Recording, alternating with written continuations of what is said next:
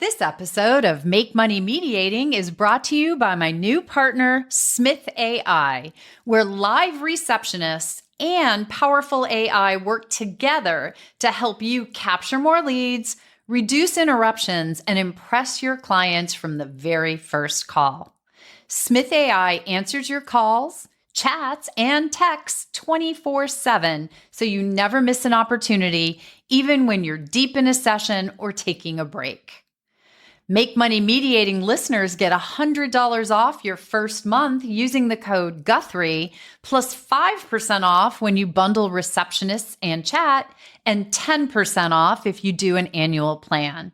You can learn more at the link in the show notes or go to bit.ly/MMMP-Smith.ai to get started.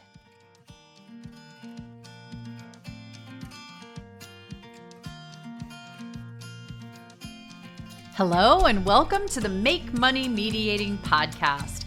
I'm your host, Susan Guthrie, and I'm an attorney, mediator, trainer, keynote speaker, author, podcaster, social media influencer, technology junkie, consultant, and coach. And although I know that sounds like a lot, but what it really means to me is that I've found a way to make a living doing what I love and doing it in a way that lets me help others. So in this podcast, I want to share some tips and insights into helping you create the career that lights you up and pays your bills, whether that's as a mediator, attorney, collaborative professional, or really anything that you are passionate about. So I'll be chatting with some of the most successful and influential experts in all areas associated with building your practice, and I'll share my own thoughts and the lessons I've learned along the way. So come along on the journey with us, and soon you'll have a practice that will let you make money mediating too.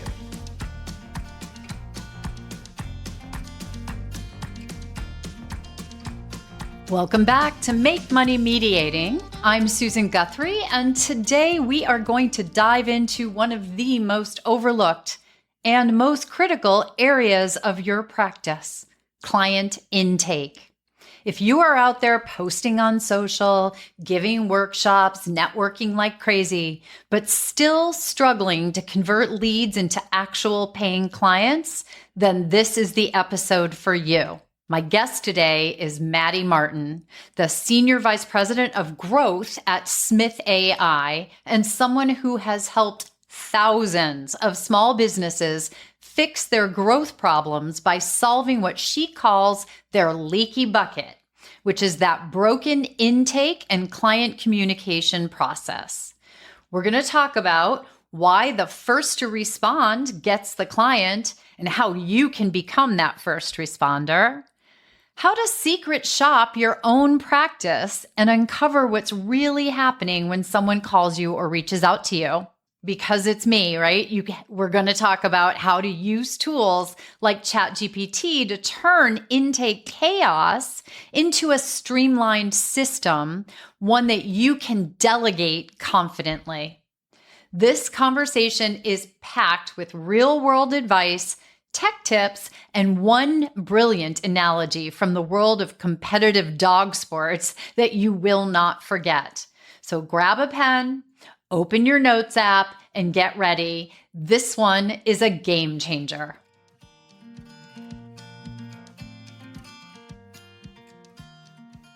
So Maddy, I really appreciate your coming to join me today to be able to have a true expert and someone who has literally helped thousands of small businesses grow. I'm really looking forward to mining that expertise of yours. So thanks so much. Thanks for having me, Susan. Great to be here.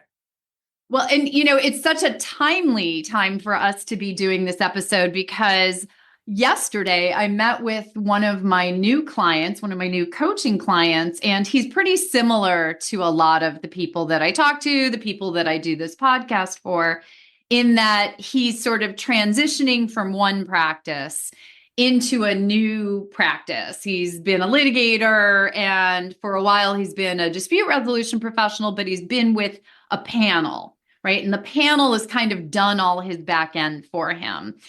through their own prescribed process. And he's now going out on his own. And when I talked to him about it, just to set the table a little bit, because he's pretty common, he's like, I said, who are you going to have handle, your calls and your leads and that? And he said, oh, I really want to do it myself because no one knows. I see you laughing. So right. And I was trying not to do that because I don't want to, rain on his parade right away. But I thought that'd be a good place to start because his point was no one understands my business and how I do things better. So shouldn't I be answering every call and dealing with everything? So let's start out with what's good about that, but what's wrong with that as well.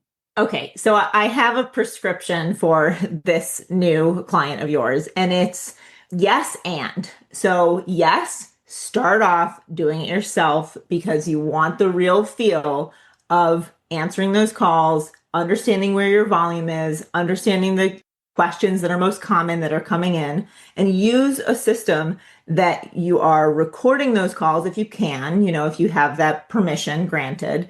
And you will then be able to take all those transcripts, take that call data and process it. And I'll talk about that in a moment of what you're going to do with that information. But the most important thing, the yes and here is yes, do that and set a deadline for yourself. So give yourself at most 3 months to do that by yourself. There's going to be a ramping up period. You're going to be building your brand and your name in this new venture. And it is absolutely appropriate to have that sense of control and passion for answering those calls yourself. Now, the point is, take those transcripts, identify those common questions, feed them into, let's say, ChatGPT, and ask ChatGPT to give you the summary of all those questions and the frequency in which they occur so that you have a list of what is commonly being asked, and you can have ChatGPT also summarize the answers that you've provided so that you're starting to document the right response, and you can eventually delegate to another party or service to answer those calls for you in a way that approximates you. Well, so first off, you and I are going to be best friends because the idea of pulling together data and information and then using an AI tool like ChatGPT, my listeners are tired of hearing me talk about things like this, but this is a wonderful use of AI tools, right? It's where you can use those tools to mine the data, which is a gold mine of information for you. So I love that you're saying, yes, absolutely, take that passion you have to answer those questions, to take those calls. And I would say, even if you can't record them, in the moment, take copious notes, right? You can take, even if you're doing them by hand, you can take pictures of those and upload pictures of the notes to ChatGPT or Claude or one of our little friends there.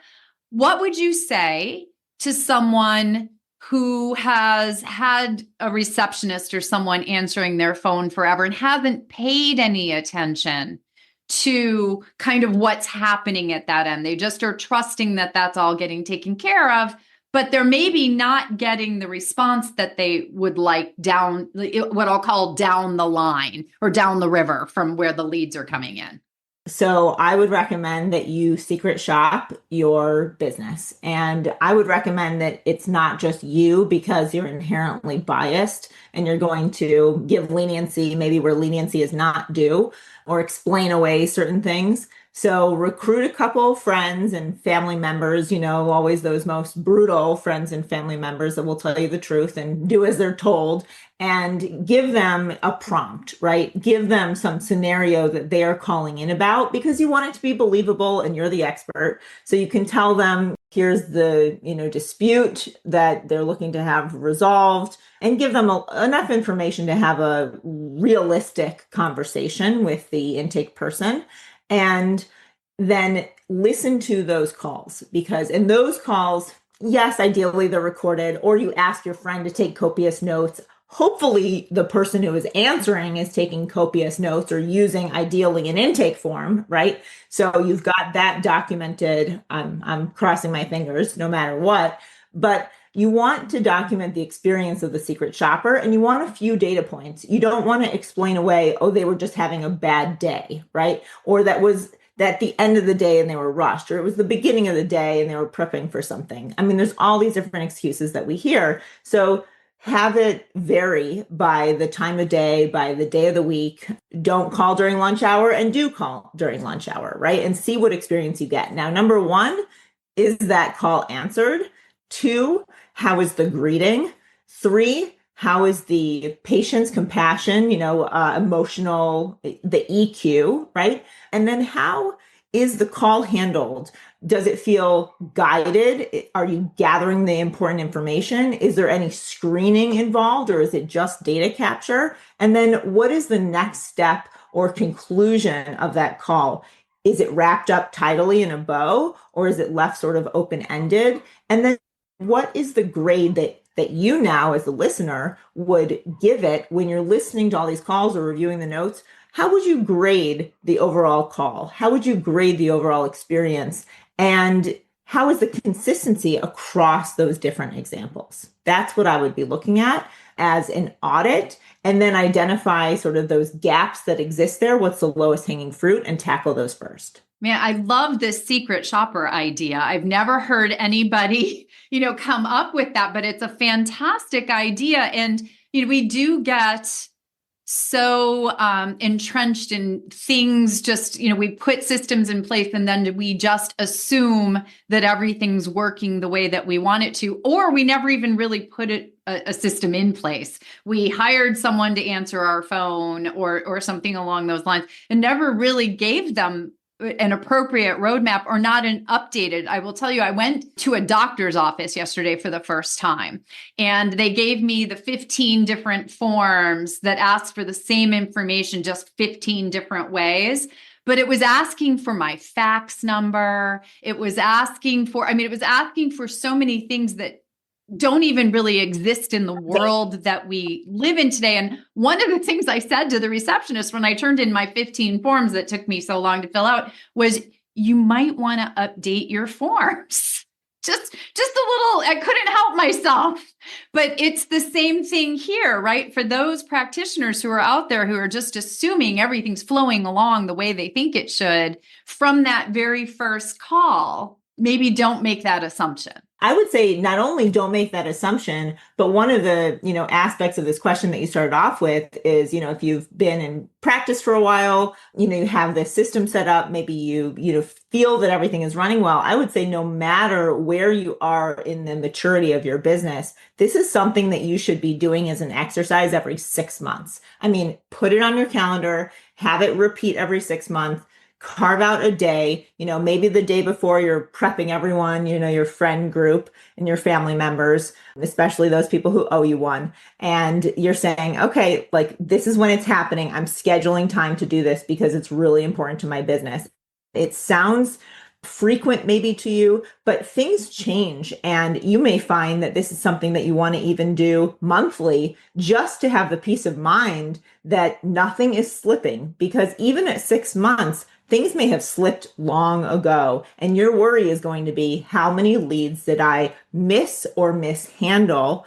And that should be a great concern to you. Because even if you have enough business, and even if it's coming out of your ears, if you have that much business, then you can be picky about the clients that you're going to work with. And if you don't, if you're not in the enviable position, then you certainly don't have enough to waste. And that's really such a critical component that you just said there about being able to be picky about the clients, right? It's one thing to have enough leads to fill your calendar. It's another thing to have so many leads that you fill your calendar. Either you fill it to the extent you want to, and you get to fill it with the clients or the types of cases you want. That specifically with that new client I was talking to yesterday, what has precipitated this change in his practice is he wants to move away from sort of the low-hanging fruit cases he's been taking and get a higher, what he calls quality, but different type of matter that he's just more interested in and passionate about handling. So why is it so important from the get-go, from that initial call, to properly be handling those leads so that you can parse out who are the types of clients you want? Well, I mean, the first most important thing that we know, we've been in business, Smith.ai for over 10 years. What we know is that responsiveness is the most important determining factor of whether or not you even have a shot at the business, right? So, 67% of new clients are going to choose the first business, law firm, mediator, whomever, who picks up the phone or answers that lead form, email, whatever it is, whatever channel they chose to contact you on. It could be a Facebook message, right? That responsiveness determines whether or not you get the business. So the first to respond is the one who wins the prize. And what we find is that businesses are not taking a close look at their intake forms. They're not consistently using the same intake questions. They don't have an intake form and they're just flying by the seat of their pants. They haven't identified the most critical qualities of a new lead that determines if that is the A type, the B type, or the C type client. There's no dirty word here about classifying these cases in ways that hold the most value to you, right? And value isn't just monetary value, it's also lifestyle. It's also your enjoyment of the case. What do you like working on? So take a moment to classify those types of cases and then make sure that your intake form matches that classification. That is the bridge. So if you're answering instantly 24/7, because again, it's on other people's schedules that they're reaching out to you. So they don't know what your schedule is. And again, it's the first business who answers who gets the business.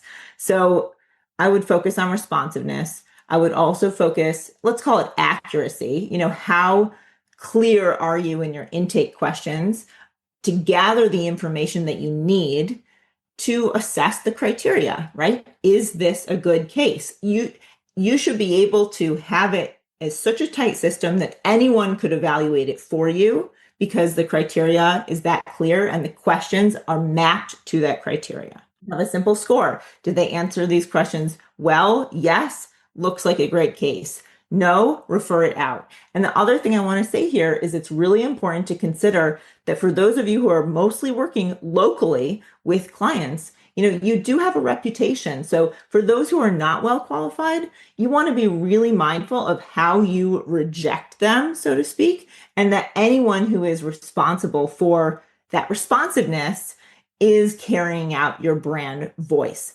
So you want to be thoughtful. You want to be helpful. How can we help this person if they're not a good case for our firm? Well, you can refer them to another firm that might be a good fit. Maybe someone who's just hanging their shingle and they're, 10, 20 years younger and they're open to these cases that you don't want. Fantastic. Or you refer them to an organization that might just be better served to, provide a list to them of other attorneys. Other resources are always something that you can share that's free. So if they're on the phone or if you have a follow-up cadence with email or text, sending that message to them is really useful. That's also great content to be putting out on your social channels, on YouTube, etc., for showing off the clients who you do work with. Are you going to do case studies and testimonials with the clients that you don't want to acquire more of? Probably not. You should be showcasing those clients that you want to attract more so that they associate that client type with your firm. It's so important that you just pointed out, the marketing and all the outreach that people are doing, because they tend to focus on that, right? I know my listeners are sitting here thinking, I'm constantly posting on LinkedIn. I just opened a TikTok account or whatever it is. I hear it from them all. I write, I go speak, I do all those things.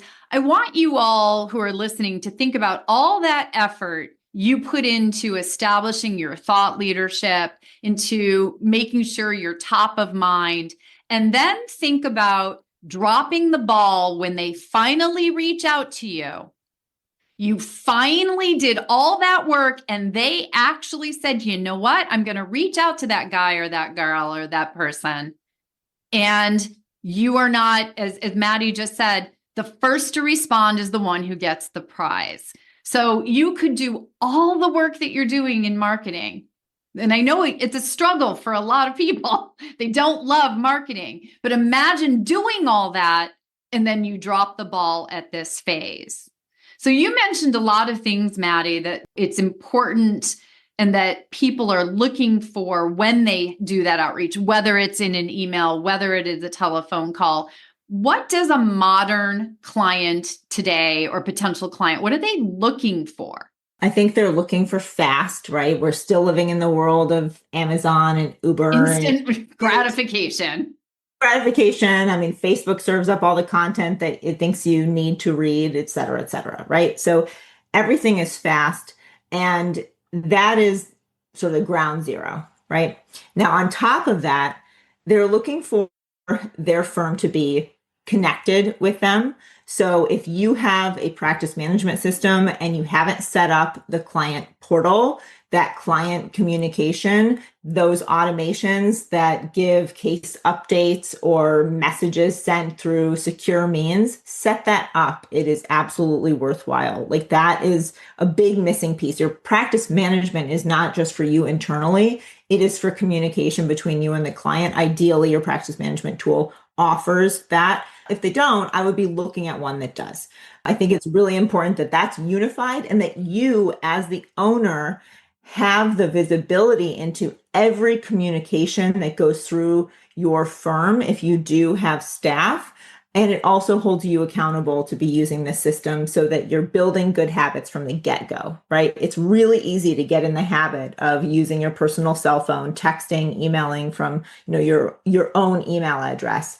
If you're doing that, just make sure that those communications are synced. At Smith.ai, one of the things that we do is when we answer calls, we will pipe that call summary along with the contact details into the practice management system. So have your data collected in a central repository, what we call at Smith.ai our source of truth.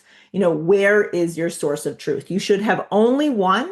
There's only one source of truth and everything rolls up into that system. There should only be one of those tools in your business, right? The other thing is a modern firm is using credit cards. Make it easy to get paid. I can't tell you how many times I've read the Clio Legal Trends reports and they keep saying only 80% of invoices are paid. And it's wild to me. I mean, first of all, how much of a discount have you already applied on that invoice because, someone asked you for a break or you're trying to get it paid and you give them a break proactively just to get something. And then 80% of those getting paid. If you enable credit cards, that will more than make up for the transactional fees, right? So that's a big recommendation that I have. And then the last thing is just outsourcing and delegating sooner rather than later, because if you do have growth goals, and I'm sure that you do, you want to set yourself up with good habits, as I said, and a foundation that you can build on that is not so reliant on you always being accessible for questions or for the knowledge base. You really want to be documenting things, and that will make delegating later or now much easier. That's such a critical point again. I mean, you're making so many good points. Doing my golden nugget roundup after this is going to be really easy. But I heard you saying something there that I wanted to hone in on, because one of the things that I find for so many professionals is they come to me. I get a lot of people who've been in practice for a long time, and they come not because, although the podcast is called Make Money Mediating, it's not really about money. It's about making their practice something they love, that they want to feel happier and more fulfilled in what they're doing. Yet they feel, I mean, so many of us are solopreneurs or small practice entrepreneurs. And so they end up doing everything themselves, and they're not doing the work that they actually thought they either went to law school or became a mediator or whatever, we happened to do for. And so that outsourcing that you're talking about, responsible outsourcing, where you control the quality of who you've outsourced to, and making sure that the systems are set up in accordance with your values, how you run your practice, but you don't have to do everything. That's why going back to your very first tip of, listening to the leads and then working from that, or doing the secret shopper on your practice so that you can, fix things. I think that's so valuable, because that's what, then you're freed up to do the work that you love. But the leads that are coming in, the clients that are coming in, are more aligned. They're coming to you because you're that thought leader in that area, and they want you to solve that problem for them or help them solve that problem. Absolutely. When you're talking, because you're talking about what Smith.ai does, and that's, one of the reasons I reached out to Smith.ai, and I just, for full transparency to my listeners, I reached out to Smith.ai because one of the things that I was excited about in your platform is, one, that you work from this basis of educated services, and your staff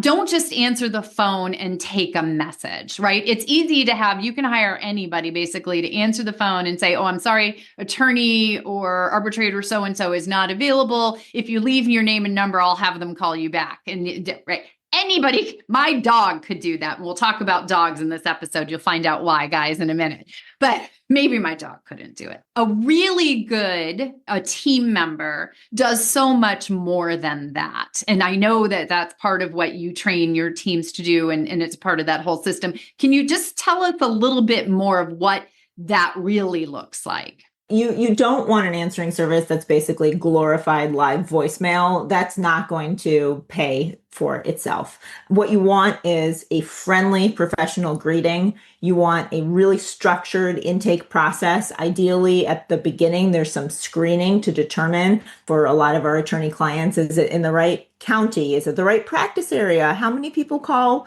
law firms or mediators, dispute, resolvers who are not in the right place, right? This is not what we do. There's some misunderstanding. There needs to be a screening mechanism, right? And you know what that is for your firm.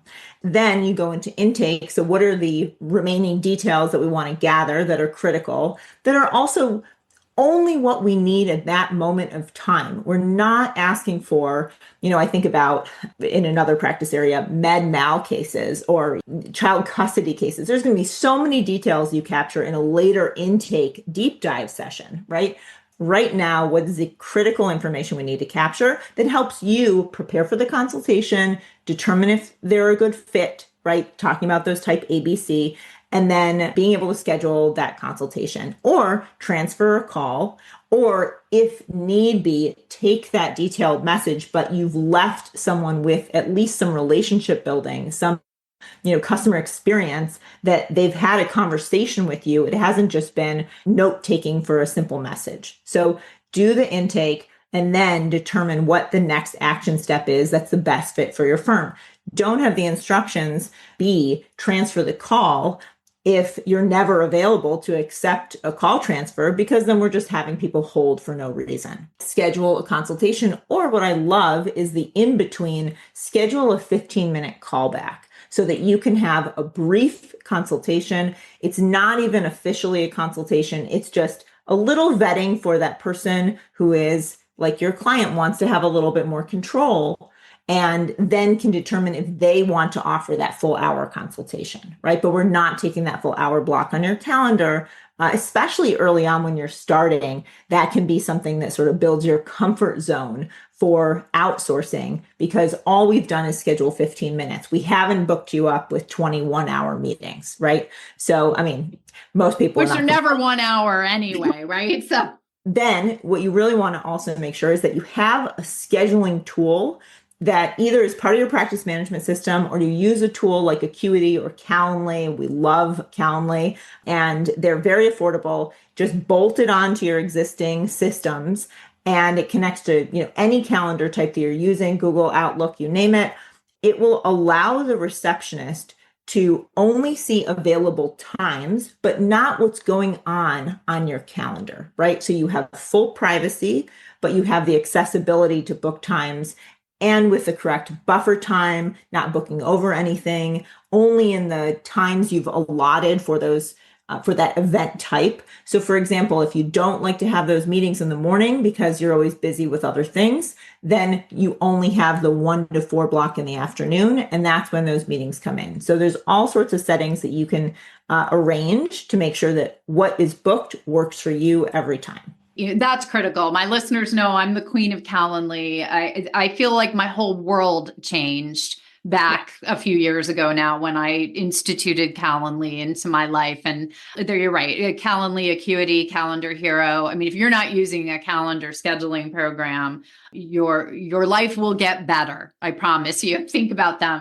Another thing I wanted to point out, I was just thinking about as you were saying this sort of qualifying leads, I'll call it, somebody taking that time. I have a friend who is a divorce mediator, and she pumped a lot of money into Google, getting her like Google name higher, right? She wanted to rank higher on Google, whatever we're going to call that. So she was doing Google ads and some other things and she started getting a flood of calls, a ton of them.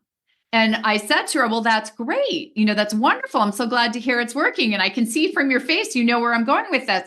She was getting a ton of people who wanted free legal advice. Yep. They wanted to ask her questions about divorce and my husband's a jerk and let me ask, right? And out of the literally hundreds of calls that she started to get, the number of leads was minimal, yet she was ending up dealing with them all because they were booking either through her calendar, right? And they were booking a free consult. So having someone who can do that for you, oh boy. I have so much to say about this. So one, if you choose to put your calendar link on your website and say book now or whatever you want to say, book a consultation, right? Free consultation, or even if it's not free, book one, right? A lot of these tools accept payments, so you could charge for consultations. Now, if you have that form should be somewhat a pain in the rear because you need them to jump through a few hoops if they're going to do self-service, let's call it, right? Like that form should actually even be different than the form that you give to the receptionist, and all these tools allow for that.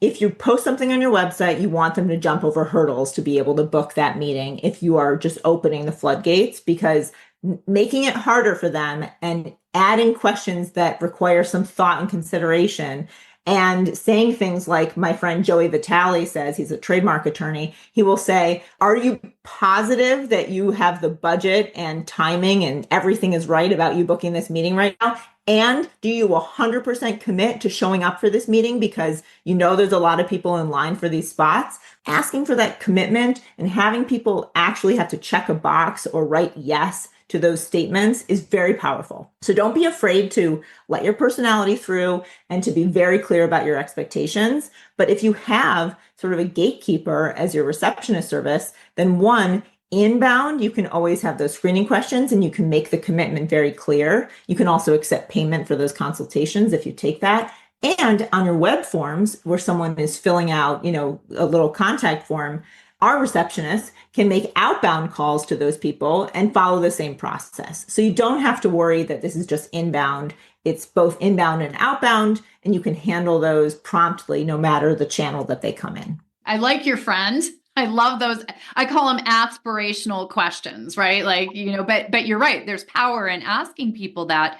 That's such a great point. I've never heard anybody say that about making them jump over extra hurdles if they're going to book, even if you're making it that 15-minute discovery call. I know a lot of my coaches and consultants that I work with, that's what they'll put, as an open calendar. And it's the only thing that you can book directly on their website. And then I know a lot of my mediators out there who and arbitrators are thinking, well, nobody can book. All I book are 4-hour or full day blocks, and they have to pay for those at the time. Or that's a different matter. Nobody's going to do that. But if what you're looking at is following up with a lead, the difference between having somebody sort of pre-vet those and the ones that make it to your calendar are the ones that are actually potential clients that you want is a big difference from you weeding through even those 15-minute calls.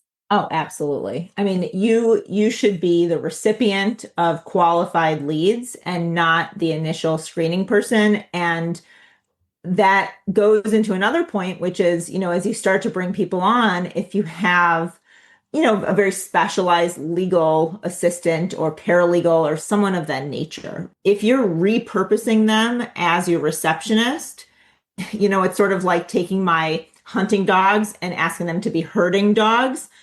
They're not bred for that, right? So I'm not saying your paralegal is as inflexible as that, but it's not what they want to do. It's not what they were trained to do. And it's certainly not what they are most fulfilled to do. So, then you start thinking about all the time and money and energy that went into hiring this person, and you're going to lose them. They're going to churn. They're going to go work somewhere else because you're not giving them the work that they're set out to do. Yeah. Well, and you probably pay your paralegal who has special training, et cetera, for that expertise. There's a lot to be said. I'm always talking about efficiencies and your process and your procedure with my listeners all the time. Well, part of your efficiency is people being in the right slot in your process and procedure. So your paralegal is a fine-tuned sword and who should be used for something that's not what you can use a butter knife for. It's just a different thing. So I can't leave this interview because I mentioned dogs and you just mentioned your dogs. And so I have to ask the last question, because completely separate from all of what we've been talking about in your expertise in business growth, marketing, et cetera, you are deeply involved in dog sports, and you compete with your dogs. And you mentioned that has taught you some unexpected things about performance and consistency in business. So let's round this up with our dogs, since nobody out there doesn't love their dogs. I would love to. One of the best things that I ever was told when I got into dog training was, are you setting reasonable expectations based on the training that your dog has received in the environment in which you've put them, in this exact time and day in which they find themselves in that environment, right? So if all of your training is on a sunny day in the same barn in the park where you train with your dog, and you ask them to do a sit stay, right? Then, okay, do you have a sit stay? Maybe in that environment. What if it's raining? What if there's a parade that's happening? What if all the children are playing with their own balls and your dog loves to chase a ball and you ask for a sit stay? Are you going to get one? Probably not, unless you've trained for it. So the point of doing the secret shopper calls, the point of having that period where you're answering your own calls, all of that is data gathering, but it's also giving you the landscape of what you need to prepare for. Same like any environment that I'm going to put my dog in. I want to generalize, is the word we use in dog training, the experience and the rigor of training across many different environments or scenarios, let's call them, so that I perform in any scenario in which I put my dog. So we do nose work. You can imagine in a clean concrete building, if he picks up a single odor, it's going to be on the easier side. If I put him in that park with the children and the parade, it's going to be harder, right? So we want to prepare for those hard things, those harder scenarios where that challenging caller comes in or the demanding client is there. And then when we do encounter them in the real world, in the actual test case where something real is on the line and it's not training, it's real life, it's that competition that I'm going to, it's that real client who's going to hire you, you're prepared. In fact, hopefully you're over prepared so that that challenge feels routine and you know exactly to rely on your systems to handle it. That's great. I mean, that's just a wonderful, bring it from the dogs. I can already see the social media graphic with a little dog sitting there and sit stay, so that I can say, what does this have to do with your business? But you're all going to find out because you listen to this podcast. So finally, for my listeners, so we've mentioned Smith.ai. I've talked about it in a few other forums lately, but can you just give a summary of what Smith.ai is, what you do for your clients? Absolutely.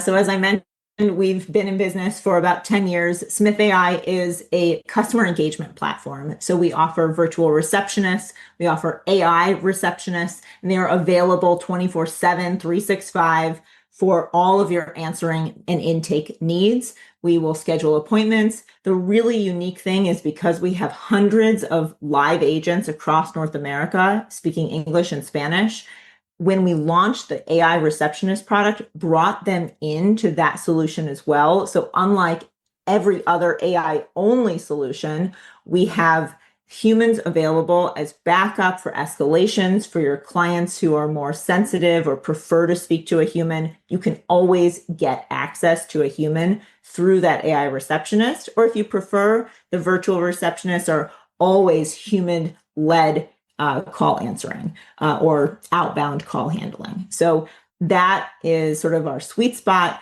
We offer thousands of integrations. So whatever tools you're using, we can connect into. So you are always in the loop without having to be directly involved in those phone calls coming in. And that frees you up for doing the work that you love that's most important to you. And that's what drew me to you guys, is that tech forward approach to customer intake, customer acquisition. It is the area that I think is most underserved in most practices because most people do not understand all of the things that we've been talking about. And by the way, everyone, it's not your fault. No one, just like with all the rest of building a business, no one taught us this stuff in law school or in mediator course or any of those places. So that's why I do the podcast. That's why I have wonderful experts like Maddy come on to share this with you. And for any of you who are curious about Smith.ai, what they might be able to do for you, there are two options here. You can just reach out to me directly and I will connect you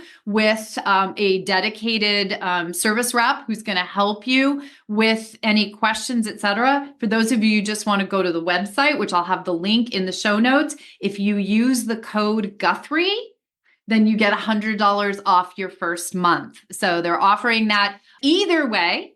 The tips that are in here are perfect golden nuggets for you all to take a step back and take a look in your customer acquisition and your intake process. Because I hope what you heard, number one golden nugget, I'm going to call it here, is the first to respond gets the prize. But it's not just necessarily the first, it's the one who also does a good job with it. And there's a lot involved in that. It's not a simple matter of having, the teenager next door answer your phone and take a pink slip message for you like we used to do back in the old days.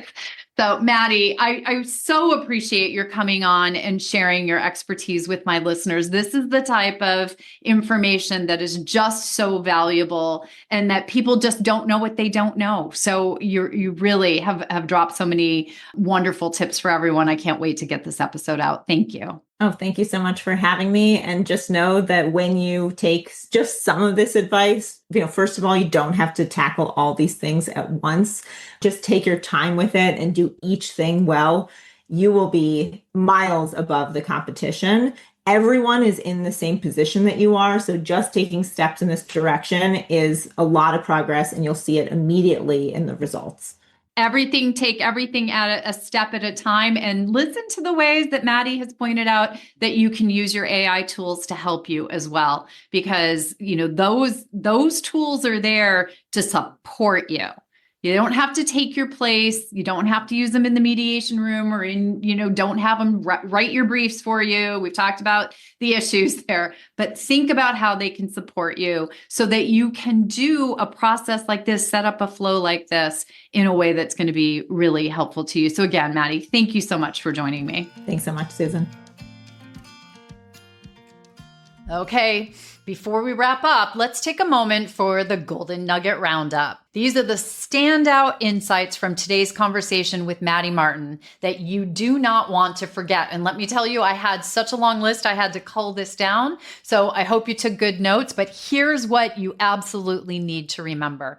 Number one, the first to respond gets the client. If you are not answering quickly and effectively, hear what I said there, quickly and effectively, you are handing that client to someone else.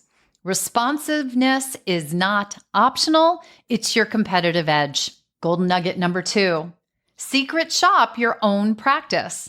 When was the last time you tested your intake process? Send in a friend, a family member. Listen to what happens when someone calls or reaches out to you or your company, and make sure your client experience actually reflects your brand. Golden nugget number three, here is a great place where you can use AI to work smarter. Take notes from your calls or record them if you can. Then use ChatGPT or one of our AI friends to surface the top questions and ideal answers. You're building your own intake playbook and making delegation possible. And number four, you need to know that your receptionist is not admin. They are your sales team. They are your front line. That first call is where the relationship starts and where a lot of revenue is lost for practitioners. So train for it, systematize it, and protect it like the revenue engine it is. As always, I hope you have found this episode to be full of insights and information that are going to help you build and grow the practice of your dreams. Please reach out. Let me know what you liked. Share this episode. Give us 5 stars. Leave us a review. And I'll see you next time on Make Money Mediating. Thanks for listening in on this episode of the Make Money Mediating podcast. I hope you got some great insights and tips on creating your dream practice. Join us every week on Thursdays for a new episode, and don't forget to subscribe so you don't miss anything. And if you're enjoying the podcast, here's a shameless ask. Please consider giving it a 5-star rating and tell us in a review what you find most helpful. It's honestly the best way for others to find the show so that they can make money mediating too. I'll see you next week.